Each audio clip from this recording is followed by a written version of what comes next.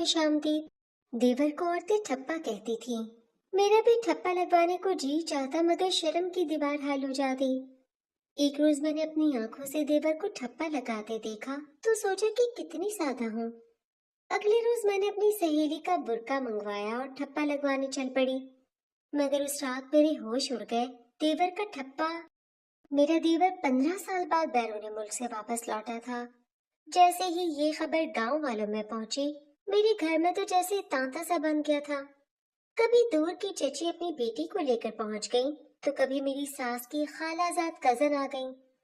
मैं तो मेहमान नवाजियां निभा निभा के थक चुकी थी। रात के 12 बज गए थे और मुझे किचन से ही फुर्सत न थी। मेरी शादी को भी 15 साल ही गुजरे थे। 3 बेटे थे जब मेरे शौहर का इंतकाल हो गया, और मैंने उसकी संगत में बस 10 साल ही गुजारे थे कि वो अल्लाह को प्यारा हो गया। पहले सास ससुर जिंदा थे तो वक्त उनके साथ गुजर जाता था, लेकिन यके बाद दीगरे वो भी मुझे छोड़कर चले गए। घर के खर्चे की परेशानी मुझे इसलिए नहीं हुई कि देवर मुझे बैरून मुल्क से एक अच्छी माकूल रकम भेजता था। बच्चों की पढ़ाई का खर्चा भी वही उठाता था। जब वो यहाँ आया तो मैंने भी खूब उसकी आवभगत की। रात को मैं थक कर चूर हो चुकी थी। मेहमानों को अल्लाह अल्लाह करके घर से निकाला था, जब मेरे देवर ने कहा कि भाभी 2 कप चाय बना कर ले आओ, तुमसे बड़ी जरूरी बात करनी है। मैंने चाय बनाई और सहन में चारपाई के पास तपाई पर रख दी। सर्दियों की रात थी और सहन में सख्त सर्द हवाएं चल रही थीं। मैंने शॉल खुद पर लपेटी और कहा कि तुम ही यहाँ चाय पियो, मैं जाकर आराम करूं। मुझे अकेले चाय पीने की आदत नहीं है। देवर कहने लगा, भाभी बैठ जाएं, कुछ नहीं होता। मैं बैठ गई तो कहने लगा कि आपको पता है ये खानदान की औरतें क्यों अपनी बेटियों को यहाँ पर ला रही हैं? मैंने कहा कि जाहिर है तुमसे मिलने आई हैं, तुम इतने अरसे बाद आए हो। कहने लगा, रहने भी दो भाभी, ये सब अपनी बेटियों पर ठप्पे लगवाने आई हैं। मुझे देवर की बात ने बड़ी हैरत में डाल दिया। मैंने कहा, ठप्पे लगवाने आई हैं? किस चीज के ठप्पे? मेरी बात सुनकर वो नजरें झुकाकर मुस्कुराने लगा। चाय का कप उठाया और लबों पर लगा लिया। मैंने कहा, तुमने बताया नहीं कौन से ठप्पे लगवाने आई है? तो कहने लगा, बड़ी भोली है भाभी आप, आपको नहीं पता। खैर छोड़ें।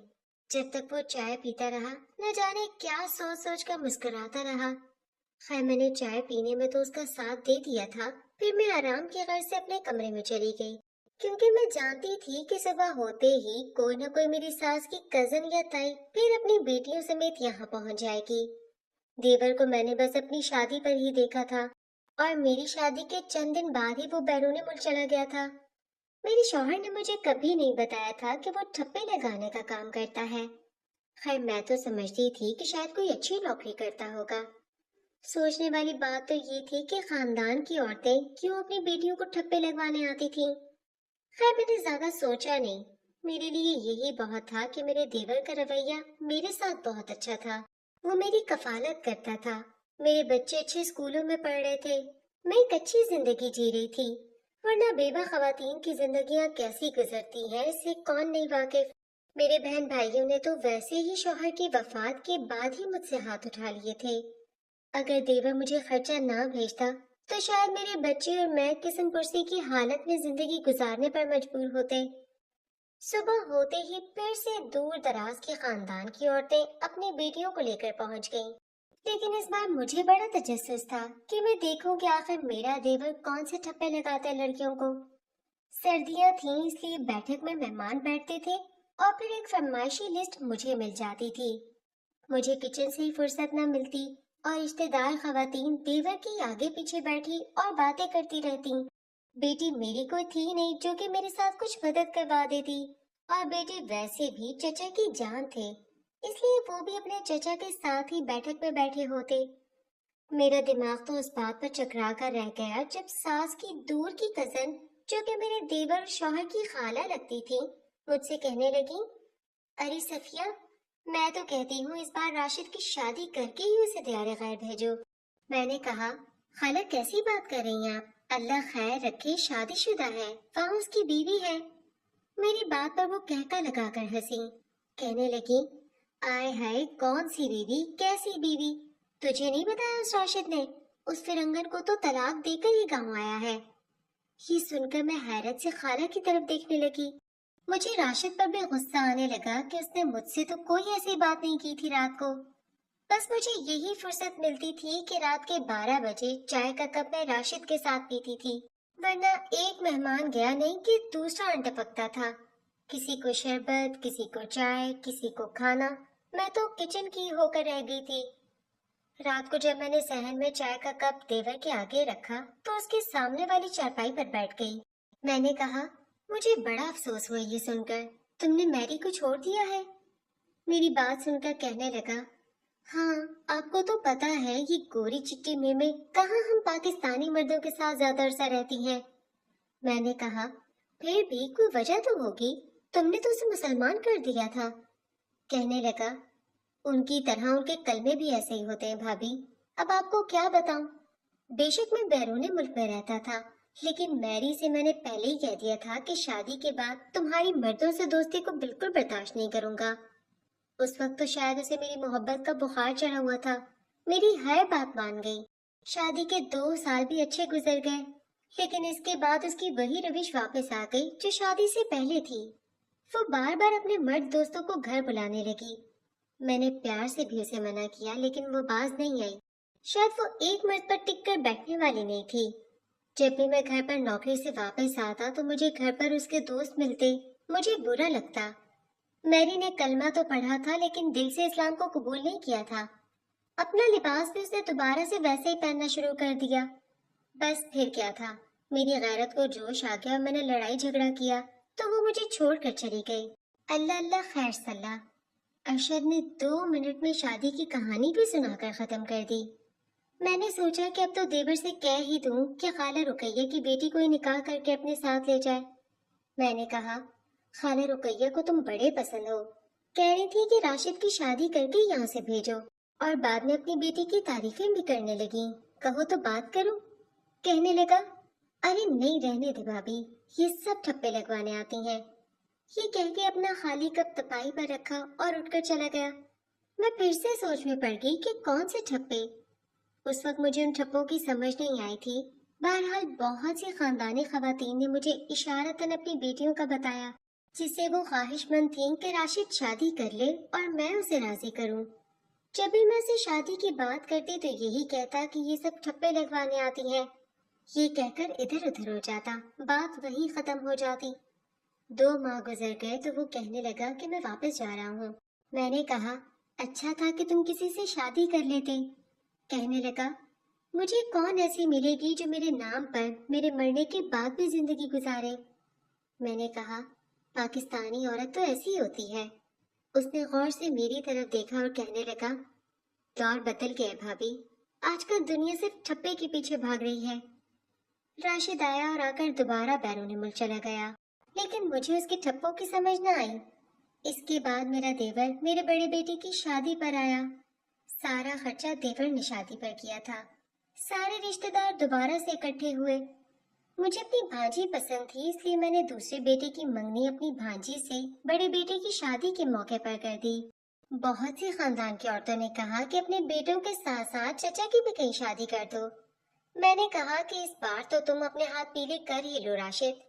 کہنے لگا کہ مجھے یہاں کی لڑکیوں پر اعتبار نہیں ہے، ساری کی ساری ٹھپوں کی لالچ میں میرے پاس آتی ہیں۔ کبھی کبھی تو دل کرتا ہے کہ ان سب کو بلا کر ایک بار ہی ٹھپا لگا دوں۔ پھر ایسا ہی ہوا کہ خالہ رقیہ نے اپنی بیٹی کی شادی جس سے کی تھی، 2 سال بھی وہ اپنے گھر نہ بسی اور طلاق لے کر آ گئی، اور میں نے بڑی زبردستی کر کے راشد کی شادی رقیہ خالہ کی بیٹی سے کروا دی۔ 2 ماہ بعد ہی وہ اپنی دلہن کے ساتھ واپس چلا گیا۔ پیچھے سے میری بڑی بہو نے آتے ہی مجھے اپنے رنگ دکھانے شروع کر دیے۔ اس نے کام کاج کو ہاتھ نہیں لگایا۔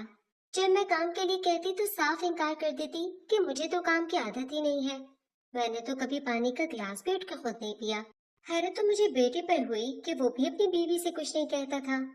جب میں نے کہا کہ بھئی اپنا گھر اور اپنی ذمہ داری سنبھالو تو کہنے لگی کہ یہ میرا نہیں آپ کا گھر ہے، ہاں اگر میرا شوہر مجھے الگ گھر لے کر دے گا تو میں ذمہ داریاں بھی سنبھالوں گی۔ میں تو اس کی بات سن کر پریشان ہو گئی۔ میں نے بیٹے سے کہا، دیکھ رہے ہو کیا کہہ رہی تمہاری بیوی؟ وہ کہنے لگا کہ اماں میں کیا کر سکتا ہوں، مجھے نہیں لگتا کہ یہ فیملی میں رہ کر خوش ہونے والی لڑکیوں میں سے ہے۔ ऐसा करें, दूसरे भाई की शादी भी जल्द कर दें। मैं इसे अलग घर में लेकर चला जाता हूँ। अब शादी की है तो घर भी तो बसाना है। जब बेटा ही साथ रहने पर राजी न था तो मैं क्या कह सकती थी। अब मैं नाराज होती और बेटे को भेजती तो शायद बेटा दोबारा शक्ल भी न देखता। इसलिए राजी बाजी होकर दोनों को अलग रहने की इजाजत दे दी। मुझे लग रहा था मेरी भांजी आएगी तो मेरा साथ देगी, लेकिन शायद मैं किस्मत की इतनी धनी न थी। दूसरे बेटे की शादी पर जब देवर को फोन किया तो कहने लगा कि नहीं, मैं नहीं आ सकता, बिस्मिल्लाह करें। मैंने दूसरे बेटे की शादी कर दी। भांजी शुरू में तो बहुत अच्छी रही, मेरा ख्याल भी रखती रही। मैं खुश हो गई कि चलो कोई बहू तो मुझे ढंग की मिली। उन्हीं दिनों तीसरे बेटे को भी एक लड़की पसंद आ गई थी। मैंने ज्यादा बहस नहीं की और उसकी मंगनी वहीं कर दी जहां वो चाहता था। लेकिन जैसे ही तीसरे बेटे की मंगनी की, भांजी ने भी तेवर दिखाने शुरू कर दिए। कहने लगी कि जैसे देवर की शादी होगी मैं तो भाई अलग हो जाऊंगी। मैंने ताज्जुब से कहा, क्यों अलग हो जाओगी? मैं तो तुम्हारे साथ ही सारी जिंदगी रहूंगी, तुम मेरी सगी हो। कहने लगी, नहीं खाला, बड़ी वाली बहू ने तो 2 माह भी आपके साथ नहीं गुजारे और मुझे तो फिर साल होने वाला है। मैं तो भांजी को देखकर दंग रह गई। मेरी आंखों से आंसू गिरने लगे थे। क्या ये दिन देखने के लिए मैंने अपनी सारी जवानी अपने बच्चों पर गुजार दी? अपनी ख्वाहिश मैंने खत्म कर दी। तीसरा बेटा वैसे भी पसंद की दुल्हन ला रहा था। वो लड़की बड़ी तेज तराज थी। मैं जानती थी कि वो एक माँ भी मेरे साथ नहीं रहेगी। मुझे भांजी पर आशा था, लेकिन उसने भी टका सा जवाब दे दिया था। मैंने जब छोटे बेटे की शादी की तो भांजी को भी कह दिया कि भाई जहाँ चाहे जाओ, ये घर मेरे शौहर का है। और छोटी बहू से भी कह दिया कि मेरी तरफ से तुम भी आजाद हो, जब चाहे घर छोड़कर जा सकती हो। वो दोनों भी अपने अपने घर को चली गईं। बेटे अच्छा कमाते थे, लेकिन मेरी किस्मत में शायद न बेटों का सुख था और न बहुओं का। तीनों ने ये तक न सोचा कि माँ अकेली घर में कैसे रहेगी। मैं तो सोचती थी कि तीनों बहुएं आएंगी तो मेरा सूना आंगन भर जाएगा, पोते पोतियां होंगे, मेरा तो जी लग जाएगा। लेकिन मैं तन्हा की तन्हा रह गई।